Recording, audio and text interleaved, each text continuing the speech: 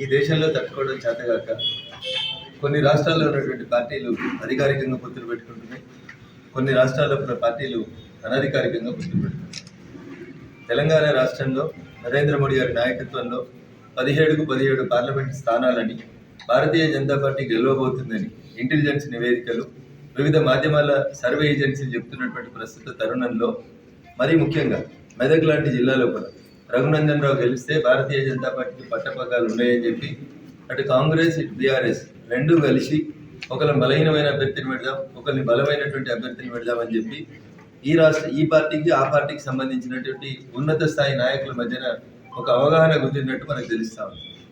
అందుకని మీడియా మిత్రుల ద్వారా నేను ఆ రెండు పార్టీలు కూడా చెప్పదలుచుకున్నాను. మీరు ఇద్దరు కలిసి వస్తారా, ఇంకో నలుగురు నన్ను కలుపుకొని వస్తారా, నాకు సంబంధం లేదు. కానీ మీరు ఎందరినీ కలుపుకొని వచ్చినా తెలంగాణ రాష్ట్రంలో 17 స్థానాలు భారతీయ జనతా పార్టీ గెలుస్తుంది. 1999 తర్వాత గౌరవనీయులు ఆలి నరేంద్ర గారి తర్వాత మెదక్ పార్లమెంట్ నుంచి భారతీయ జనతా పార్టీ తన జెండాను కాషాయ జెండాను ఎగిరేసి 2024 జూన్లో గౌరవనీయులు నరేంద్ర మోడీ గారు 3వ ప్రమాణ స్వీకారం చేసేటువంటి సందర్భంగా ఖచ్చితంగా మెదక్ పార్లమెంట్ సభ్యుడు బీజేపీ నుంచి గెలిచి పార్లమెంట్ లోపల అడుగుపెట్టారు. కాబట్టి కాంగ్రెస్ బీఆర్ఎస్ పార్టీలకు రెండింటి కూడా నేను చేసేటువంటి హెచ్చరిక, దొంగ రాజకీయాలొద్దు, కలిసేది ఉంటే ఇద్దరు కలుగుండ్రి, మాకు చేతనైతే లేదు మేము ఇద్దరం కలిసి కొట్లాడతామని చెప్పి నేరుగా చెప్పుకుండ్రి.